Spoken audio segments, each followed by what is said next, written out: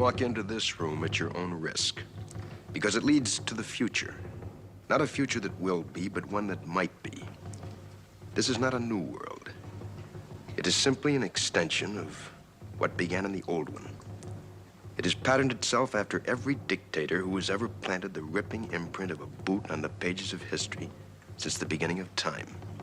It has refinements, technological advances, and a more sophisticated approach to the destruction of human freedom. But like every one of the superstates that preceded it, it has one iron rule. Logic is an enemy and truth is a menace. Any state, any entity, any ideology that fails to recognize the worth, the dignity, the rights of man, that state is obsolete. A case to be filed under M for Mankind in the Twilight Zone.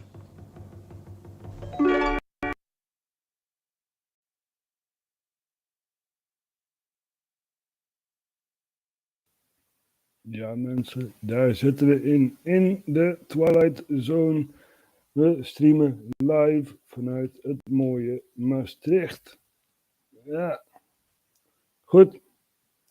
Wat hebben we allemaal te melden als RHTVLive zijn? Nou, natuurlijk gaan we kijken naar geopolitiek. Dus wat er buiten Nederland gebeurt. Ja, en dan gaan we eerst even kijken naar de CSTO.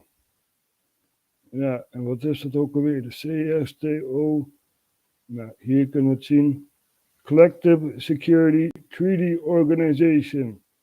En dit is dus de Russische variant van de NATO. Waar Nederland dus in zit. Ja, en waarom is dit van belang? Nou, als we nou even gaan kijken naar wie er allemaal in zitten in de CSTO, zien we Armenië, Wit-Rusland, Kazachstan, Kyrgyzstan, Rusland en Tajikistan. Ja. En waarom is dit nou van belang? Nou, als we nou gaan kijken naar Al Jazeera, ja, dan zie je dat er een dispuut is tussen Tajikistan en Kyrgyzstan. Ja. En om even een beeld te geven waar het nou precies ligt. Nou, dan gaan we even dat Tajikistan daar. Hier hebben we Tajikistan. Ja. En daar hebben we ook Kyrgyzstan. En er is een dispuut tussen deze twee landen. Het zit heel erg vreemd in elkaar. Maar als we nou even gaan kijken naar Tajikistan, dan zie je eigenlijk dat het een stuk van Kyrgyzstan omsingelt. Ja, tot aan hier zo. En het is een heel rare, heel rare grenzen. Ja. Zo, ja, het is best wel een vreemd land als je dat zo bekijkt. Je kan het zo opzoeken. Laten wij dat eens even gaan doen. Tajikistan. Zo. Shape. Zo. Nou, zo kun je Tajikistan dus zien. Ja. En er is een dispuut gaande in Kyrgyzstan. Ja, dat stukje dat daar omheen gaat. Hier heb je dan Kyrgyzstan. Dat stukje. Er is een klein stukje hier zo, waarvan Tajikistan zegt, nou dat is van ons. En daar heb je dus een hele grote watervoorziening. Ja.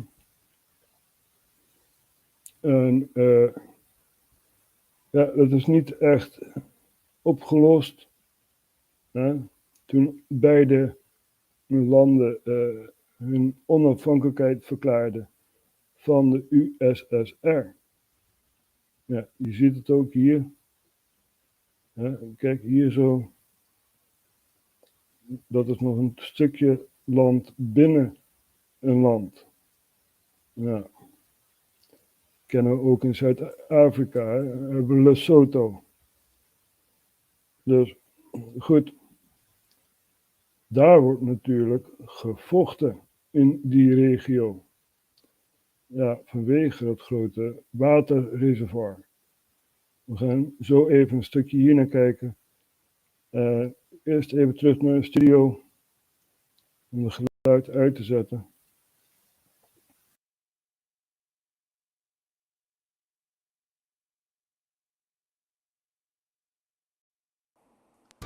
Renewed tension between Tajikistan and Kyrgyzstan. Both sides blame each other for the latest border flare-up. But what's caused this latest round of fighting, and is it likely to be resolved soon? This is Inside Story.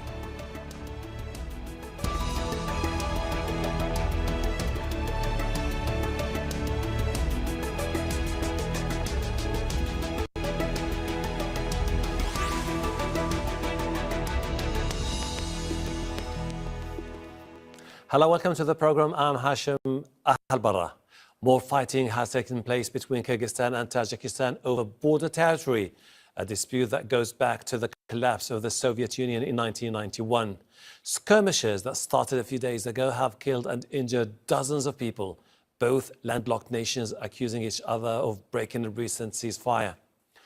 Conflicts over the poorly demarcated border are frequent, and many are concerned there could be an all-out war.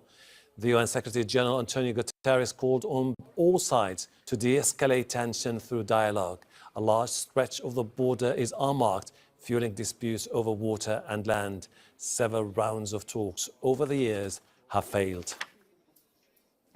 On Saturday, Kyrgyz President Sadar Japarov cut short his trip to Uzbekistan to hold an emergency meeting with the Kyrgyz Security Council.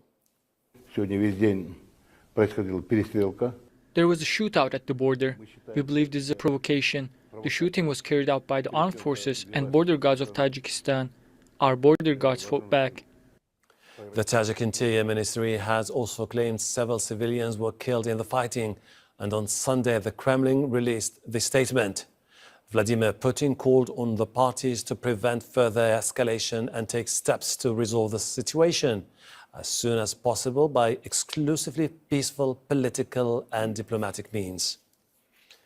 More than a third of the length of the border between the former Soviet states is disputed. Tajik forces attacked the southern regional Kyrgyz capital Baskran on Friday and accused Kyrgyz forces of destroying a mosque and residential buildings. Kyrgyzstan says it evacuated more than 100,000 people from the area. A ceasefire was agreed on Saturday, but remains fragile. A dispute last year over a water reservoir led to intense fighting that killed dozens of people. Moscow has offered to mediate between the two countries. It has close ties with both Tajikistan and Kyrgyzstan that host Russian military bases.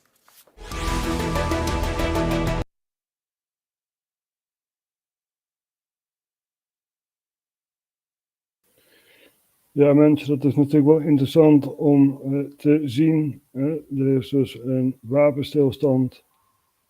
En ja, we zullen zien hoe dit de-escaleert of escaleert. We zullen het wel zien. Dit is van een maand geleden. Af en toe valt er ook iets onder de radar van RHTVLive.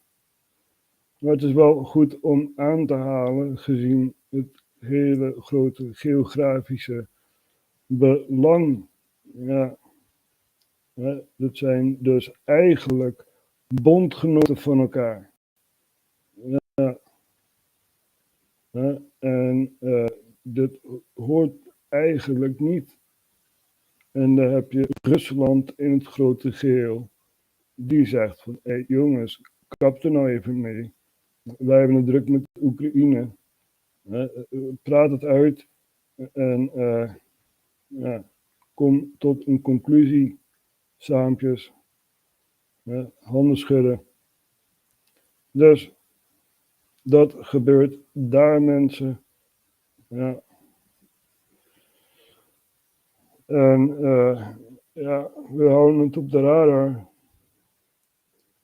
Het is wel erg belangrijk om te weten wat er buiten je land gebeurt. Ja. Dus dan heb je enig kijk op, mochten er nog vluchtelingen komen uit Oezbekistan of Kyrgyzstan, ja, dan weet je in ieder geval wat daar gebeurt. Ja. Goed, we hebben natuurlijk ook de verkiezingen. Verkiezingen? Zijn er nou verkiezingen? Had ik dat goed gehoord? Echt waar? Verkiezingen? Ja, er zijn verkiezingen. En niet in Europa, dat mogen we wel vergeten. Dat is volgend jaar van belang. We kijken even naar Zuid-Amerika. Ja, namelijk Brazilië. Als je RHTVLive hebt gevolgd, dan weet je wat er gaande is. Maar we hebben ook uitgelegd dat er 2 verkiezingsrondes zijn in Brazilië. Nou, de eerste verkiezingsronde, die is dus geweest. En net heeft Lula dus gewonnen. Dat is een voormalig president die dus wegens corruptie de gevangenis inging onder de huidige president, Bolsonaro. Ja. Maar Lula heeft natuurlijk vrienden binnen de justitiële apparaat. En die is dat opsluiting van corruptie is hij gaan bevechten. En dan heeft hij zich vrijgevochten. Ja. En daarna had hij zoiets van, laat ik maar eens eventjes weer gaan runnen voor president. Ja. En zo is dus Lula weer ten tonele verschenen. Ja. En het zal dan spannen. Want als we kijken naar Europa, heeft dus in Zweden heeft een rechtse partij heeft veel grond bereikt. Ja. En onze minister-president schrijft daar geen lof naar, van gefeliciteerd met de uitslag of zoiets. Nee. Als we naar Italië kijken, dan zien we daar ook een rechtse coalitie. En de minister-president schrijft nog steeds geen lof uit, hè. Nee, dat moeten we niet hebben. Dat moeten we niet hebben. Ja. En daar heb je dus in Engeland een nieuwe minister-president. En daar gaat dan wel een tweet naartoe. Nee, dat is toch wel heel vreemd, hè. Ja. Maar goed, het zal erom spannen wie er dus in Brazilië gaat winnen. En of er wel een tweet gaat naar of Bolsonaro, wat ik dus betwijfel, of Lula. Ja. Dus, ja, wie weet, als Lula wint, gaat er wel een tweet daar naartoe. En als hij dus verliest, ja, geen tweet naar Bolsonaro, nee. Dus daar kun je dus het duidelijke verschil zien tussen links en rechts. En ja,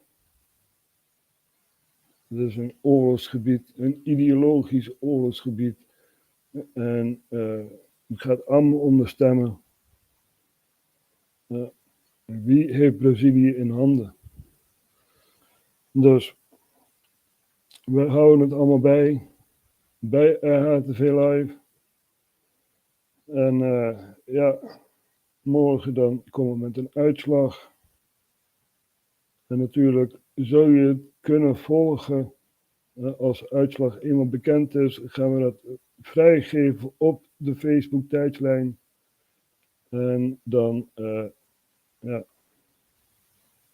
weet je wie de nieuwe president is. Dus, even kijken. Oh ja, Myanmar. Ja, staat ook nog steeds op de radar van RHTVLive. Waar ligt Myanmar ook alweer? Nou, dan moeten we even naar het oosten toe gaan. Kijk, hier zo, Myanmar. Ja. Daar hebben we een coup-regering. Al vanaf eigenlijk 2020. Maar internationaal pas erkend in 2021. Ja, dus dat heeft ook weer te maken met de verkiezingen. Er was een militaristische partij die dus meedeed met de verkiezingen. En ja, die zei dat er fraude gepleegd werd. En zo werd er dus een coup gepleegd. We gaan even kijken. The 2020 election, the country's next parliamentary election was held in November 2020. November, daarom werd het pas erkend in 2021. The NLD won a clear majority of seats in both legislative chambers, gaining more seats than it had won in 2015, while the military-aligned USDP saw its numbers of seats decrease, which rankled the military as well as eliminated Senator General Min's chance of being elected president as the USDP's candidate. The USDP and the military rejected the results, alleging that the election had been tainted by fraud and irregularities, and called for the polls to be rerun. Ja, dus dan weet je ook wat daar gaande is. En ik zeg dit om eigenlijk mensen een breder perspectief te geven dan alleen Nederland. Ja. Dus ja, er valt nog zoveel te zeggen, mensen. Nog zo ontzettend veel. Want er gebeurt ook heel veel. Ja. Maar goed, als je een beetje geschiedenis aanhaalt, dan ben je vreemd. Waarom zou je geschiedenis nou aanhalen? Nou, dat is om een breder perspectief te krijgen. Ja. Zo hebben we dus bijvoorbeeld voormalig Joegoslavië. Ja, de Balkan. En wat is daaruit ontstaan uit de Balkan? Een land dat Kosovo heet. Ja, hier zo, het zit eigenlijk in Servië, een land in een land, zoals we net zagen. De Europese grootmachten hebben dus eigenlijk besloten, middels een referendum die zij zelf hebben gehouden, die hebben besloten om Kosovo te creëren binnen Servië. Ja. En de situatie is best wel complex. Ik heb het geprobeerd uit te leggen. In Bosnië-Herzegovina heb je dus 3 presidenten. Jawel, 3 presidenten. Je hebt de Bosnische president, ja, een Kroatisch president en een Servisch president. Ja. Dat komt omdat die gedeeltes binnen Bosnië-Herzegovina zitten. Ja. Dus ik verzin het allemaal niet. Het is daadwerkelijk gebeurd. We hebben het geprobeerd om het uit te leggen. Maar ja, mensen hebben zoiets van, oh, geschiedenis. Well, wat heb je eraan? Wat heb je eraan? Kijk, en er wordt dan een vinger gewezen, zoals uitgelegd, Kosovo. Er wordt wel een vinger gewezen naar Oekraïne. Ja. Want Oekraïne, die heeft een referendum gehad. Serieus. En ja,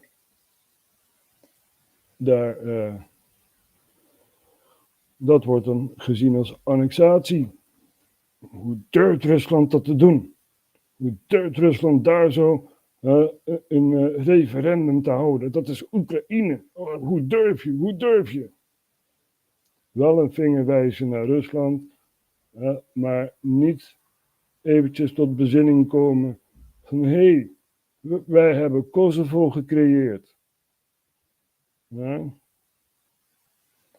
Dus het is echt, ja, triest dat men niet kijkt naar geschiedenis. Ja. En hoe zag Joegoslavië ook weer uit, hè?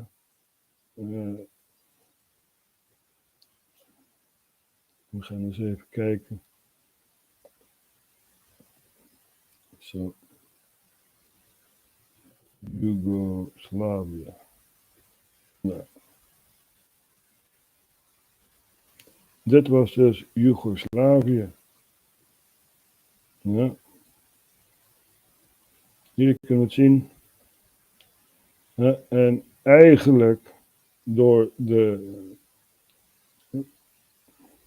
disillusie van Joegoslavië heb je dus zoveel staten binnen Joegoslavië die hun eigen vrijheid wouden.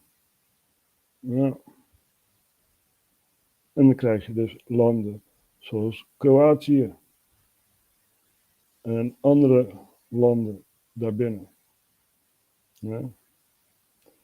Dus, ja mensen, we hebben ook een mooie documentaire gezien over de Easter Rising. Ja, Easter Rising over Ierland. Ja, Ierland, wat gebeurde daar ook alweer? Nou, als je nou kijkt naar Ierland, dan heb je ook een land binnen een land, eigenlijk. Ja. Je hebt Noord-Ierland en dan heb je Ierland. Nou, hoe komt dat? Ierland werd ooit geannexeerd door Engeland en zoiets. En ja, er was altijd een rivaliteit tussen die twee landen. En ze hebben de Engelsen zo'n beetje kunnen verdrijven. Ja, tot aan Noord-Ierland. Ja. En de Noord-Ieren, die sluiten zich aan bij Engeland, Verenigd Koninkrijk. En waarom heet het Verenigd Koninkrijk? Nou, verenigd, ja, dat betekent dus dat je meer hebt. Ja. Koninkrijk was ook ooit een koning van Schotland. En ook ooit een koning van Wales. Ja. Dus, ja. Maar goed, dan heb je dus de mensen in Noord-Ierland die dus voor het Verenigd Koninkrijk zijn. En dan heb je mensen in Ierland die dus onafhankelijkheid willen van het Verenigd Koninkrijk. Ja. En dat ging ja, best wel gewelddadig aan toe. ja, om het maar netjes te formuleren. We gaan eventjes een stukje bekijken van wat er destijds gebeurde. Hier een erg interessante documentaire. The Easter Rising, 6 Days That Changed Ireland Forever. En destijds, 1916, had je dus een oorlog in de continent. Ja. Dus Eerste Wereldoorlog. Ja. En sommige mensen gingen dan vechten op het continent. Maar de meeste mensen die bleven achter. Die gingen vechten voor hun land. Ja. Ja, dus. En daar kennen we dus Sinn Féin van. Ja. En Sinn Féin die had dus eigenlijk affiliaties met de IRA, Irish Republican Army. Ja. Dus ja, dus allemaal met geweld eraan toegegaan. We gaan zo een stukje kijken naar een interessante docu daarover.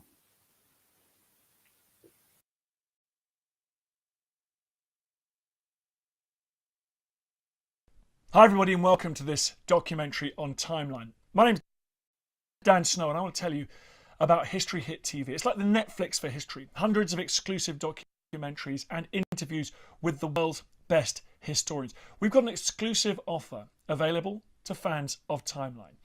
If you go to History Hit TV, you can either follow the information below this video or just Google History Hit TV and use the code TIMELINE. You get a special introductory offer. Go and check it out. In the meantime, enjoy this video.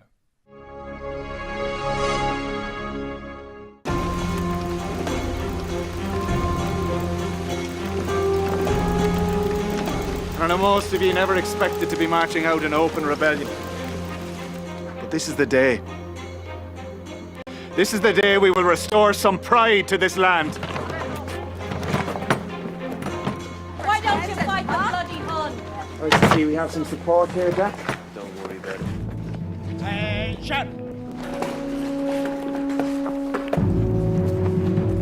Are your platoon ready? No, sir. Most of the men don't even know how to load their rifles. Any idea where we're going? There were rumours we're being sent to France. I might as well tell you, but keep it to yourself, mind. We're going to Ireland. Apparently there's been some trouble over there. Níl seans a gine héimeis. An chuid eile an tíar fós na gcuid lepacha. Is níl aon gearmaní chun teach le muid a thóráil. Tá muid den hain. Rebels are preparing to oppose our troop movements from Kingstown to Dublin. The 7th will follow the coast road, cross at Mount Street Bridge. Ready! Ready!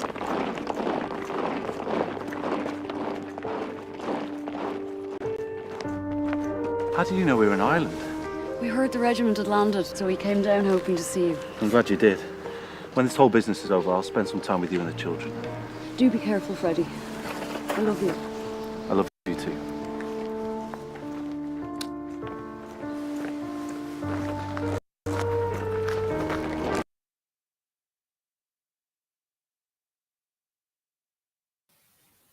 Ja, mensen, zo ging het aan toe. This is what happened in Ireland, and you know, we're giving geopolitics. I didn't realize that Americans were also watching. Sorry, but this is what happened in Ireland, right? We're trying to give a perspective on the world, basically. And within Tajikistan, there is something going on, a border dispute, right, a water reservoir is under attack in Tajikistan, and Kyrgyzstan, or whatever how you call it, is saying that is our water reservoir, right? And you are attacking it, so we attack you. So this is the situation in the world. This happened a month ago, and there is a peace accord, right? These are allies of each other in the Collective Security Treaty Organization, right? I just showed you guys, but I explained it in Dutch instead of English. I also showed you former Yugoslavia and tried to explain the situation in the Balkans, right? Because Kosovo was basically made by European allies, right? And NATO. First, they bombed the hell out of it, and then they said, "Well, we're going to make a country within a country." So this is how the situation is working. And there are a lot of people that point the finger at Russia, right? Saying, you annexed Ukraine, right? You held a referendum in Ukraine. Well, the Serbian people did not have a referendum. It was the European powers and the US that said, we're going to make Kosovo, right? So do not point the finger at Russia when you don't even know what the whole story is, right? If you look at the whole story, we'll start at 2011. What happened in 2011? Well, Obama attacked Libya, right?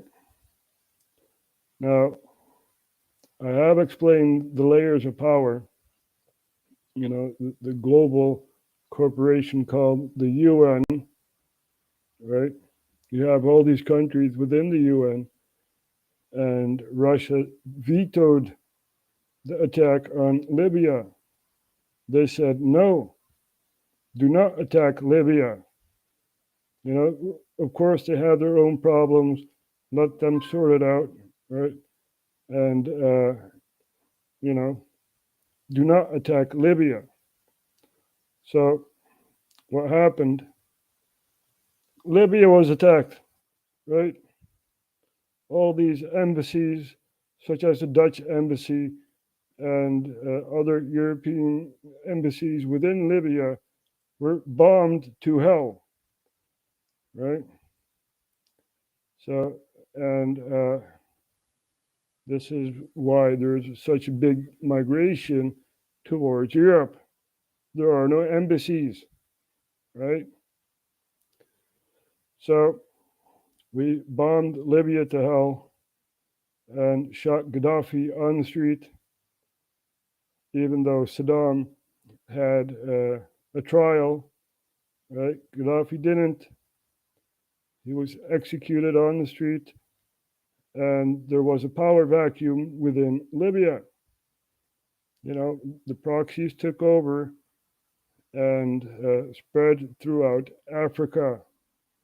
And this is why there's much,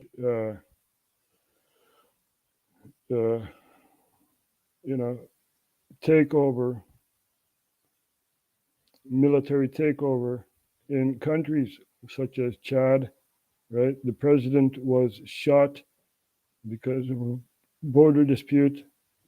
One of the proxies were fighting, and the president got shot. The son wanted to take over, and the military powers said, nope, we're going to take over. The same happened in Niger and also Burkina Faso. Now that is a very, very precarious situation over there, because they had 5 coups, 5 military coups, right? So this is happening in the world, and we're just going to, we're just showing what's happening. And we didn't even talk about the Democratic Republic of the Congo. Yeah, we didn't even talk about that, So, well, we did, but not in this episode. We're just trying to show what's happening. Yep. Come to an understanding of the countries. Begrijp wat er gebeurt in allerlei landen. Ja. En daar hebben we het nog niet eens gehad over Syrië en Libanon en Israël en de Westbank en Gazastrook en Irak en al die andere landen. Daar hebben we het nog niet eens over gehad. Dan kan dat wel. Ja, dat kan echt wel. Daar kan ik je uitgebreid over vertellen. En er zal een moment komen, mensen, dat C3T4S live gaat. En dan gaan we dus het WK bijhouden in Qatar. Ja. En we weten dat C3T4S ook heel erg vindt wat er in Qatar is gebeurd. 6500 mensen dood om stadiums te bouwen. Ja, eigenlijk zouden wij als Nederland moeten zeggen, nee, hier doen we niet aan mee.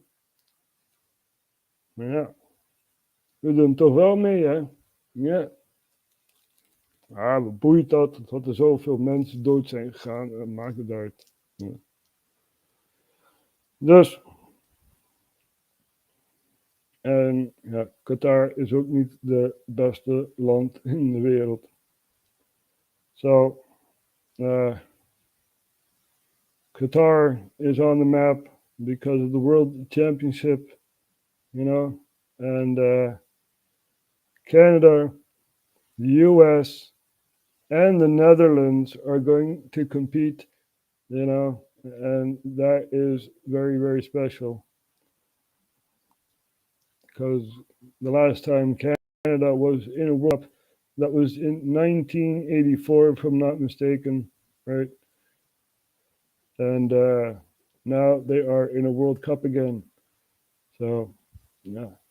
Good on Canada. I hope you guys get far. And I'm sure you will. So, we're going to look at it at C3T4S at the World Cup. And we're going to give comments. So, what else is happening? Wat gebeurt er nog allemaal, mensen? Even kijken. German nuclear power, Ukraine war may delay. Ja. Dat is onvoorstelbaar. Ze gooien alles op de oorlog in Oekraïne. Ja. Hyperinflatie.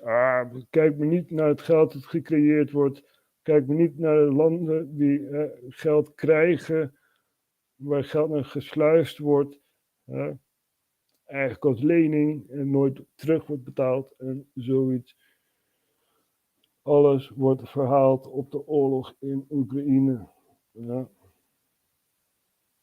Even kijken. Denmark elections calls for controversial law. Dat is ook wel iets om naar te kijken. We gaan even hier naar kijken. Maar eerst gaan we terug naar de studio. En de microfoon uitzetten natuurlijk.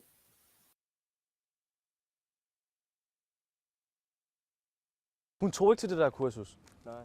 Ibrahim Al-Hassan lives in Valsmose, a suburb classified by Danish authorities as a hard ghetto. The term refers to areas where crime, poverty and unemployment rates are high. People now risk being evicted and their houses demolished after a law that was introduced in 2018 to get rid of all so-called ghettos by 2030.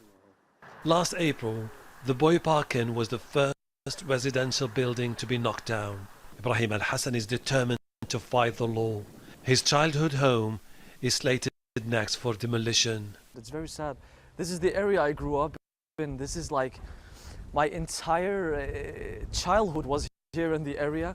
So seeing it in front of me just being torn apart, being demolished, it's very sad.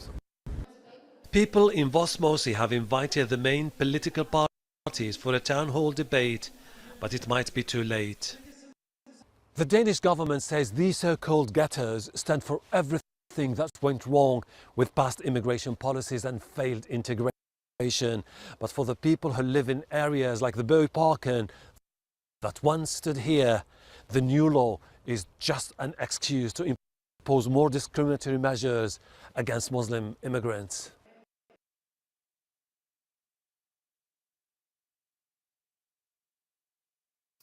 So that's happening in Denmark, right? And yeah. Isn't it weird that they first make apartments and stuff like that, and then they break it down? You know, that they put refugees in these apartments, and then they break them down. You know, it's kind of weird, isn't it? Why not invest in all these buildings? You know, there are people that do not want to leave. Ja, mensen, blijft een vreemd iets dat ze appartementen maken en daarna gaan slopen. Ja, stoppen ze allemaal asielzoekers erin en zoiets. En daarna gaan ze het slopen. En ja, in plaats van investeren in de woningen, nee, we gaan ze slopen. Ja, het zijn ghetto's geworden. Erg, erg triest. Ja, maar dit gebeurt, mensen, dit gebeurt. En het gebeurt buiten mijn sfeer van invloed. Heb ik er invloed op? Nee, niet echt. Maar ik kan wel aanwijzen dat het gebeurt. Ja. So this is outside my sphere of influence, right? Far right and... But I can address it. Yeah, far right. Everything left is far right, right? So this is a paradigm we're trying to break. And we're trying to explain what is going on in the world. Very, very sad to see that these people in power have no empathy for the people in the country. Right? Go to war, they say. Go to war. You know, pick up your gun and go to war. For what? For killing the other person who's trying to oppress me? No. You know, we are in a psychosis, basically. And there are interesting clips to look at about that. You know, the psychological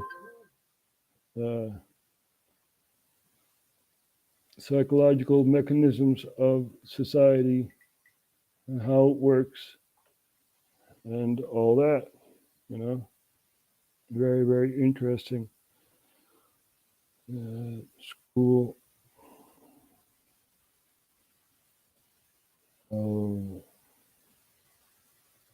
life.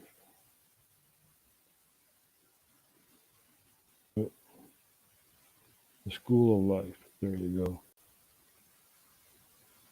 Everyone nowadays believes in education. We train kids to do maths. We teach pilots how to land planes and surgeons how to operate. Very, very interesting. The School of Life. They talk about philosophers and stuff like that. Very, very interesting. So And they also talk about the psychosis that society gives and stuff like that. So we're just here to expand the mind, right? To explain what's going on and expand the mind. That's why we are here. Ja, mensen, we gaan er ook weer zo vandoor. We hebben alweer genoeg aangekaart en aangewezen. We gaan nog eventjes kijken naar Al Jazeera. En kijken wat ze over Brazilië te zeggen hebben. A country divided, Brazil.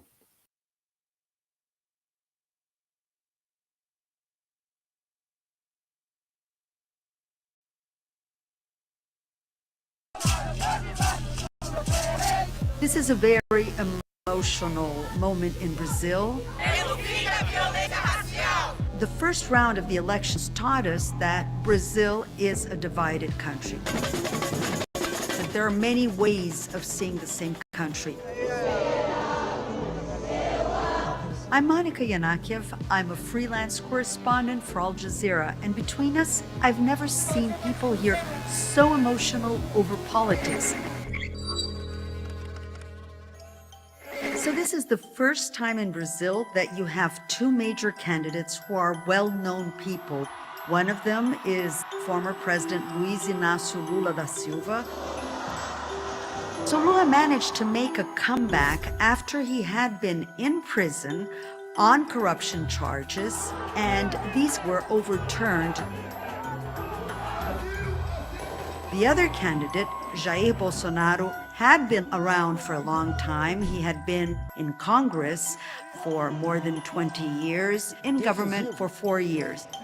Frankly, it's not like people have big hopes that any one of them will change anything much. They're just voting for the one who will be the less worse. Everybody is struggling. It's not a time of prosperity worldwide. The whole world came out of a pandemic.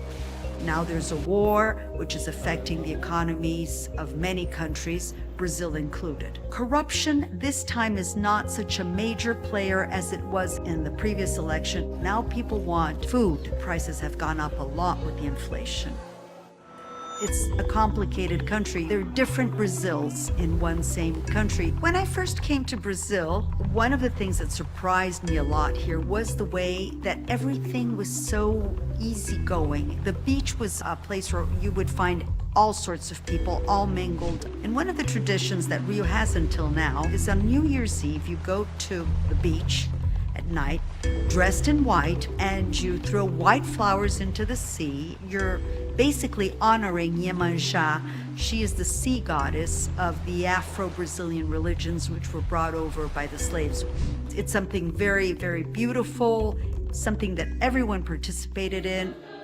Brazil is a very, in a sense, spiritual country. You have all sorts of beliefs. It always was something that was sort of like mixed. Over the years, what has happened is the evangelical growth of the radical evangelicals. Evangelical Christians represent 1/3 of Brazil's population. There's a church that's being built every 21 hours. These evangelicals grew in areas where the state wasn't working, in areas where people needed to find some solace, a network, a social network, because they're living in areas of crime. They have strongly supported Bolsonaro in 2018, who's not an evangelical, but married an evangelical woman. They've been telling people that Lula represents Satanism. Lula has had to come out and say that no, he does not. So they're playing a lot with these moral issues. My mother's Brazilian, so I've been in and out of Brazil very often. The changes that I notice is that now people are more politicized than before. People, they know more what their rights are. This was a country that people really weren't involved in politics at all. They were very easily maneuvered by politicians and by the elite. And this has changed. The question now is, how much will Brazilians put up with in the future? Because now they don't believe anymore in politics, but they know what they want. So this is what we're waiting to see.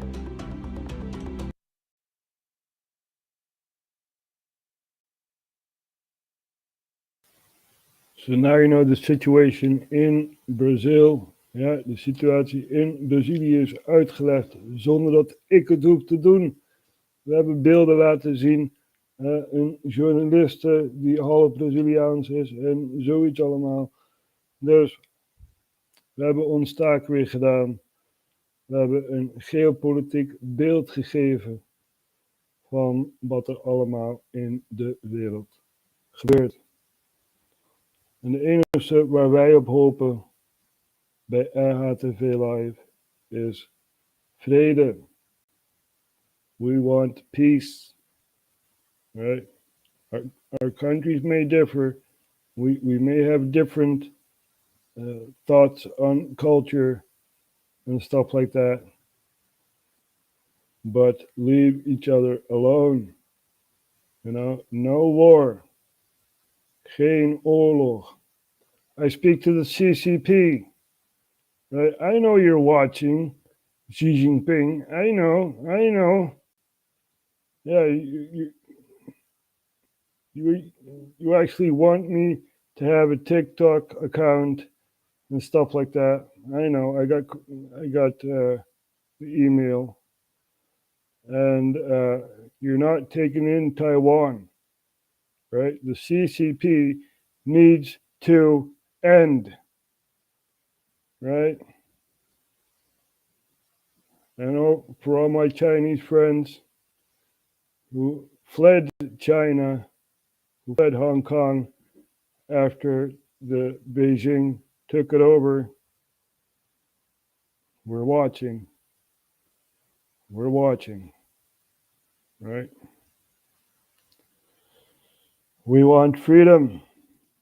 We want fair politics, not this backstabbing and all that. That is in the past, right?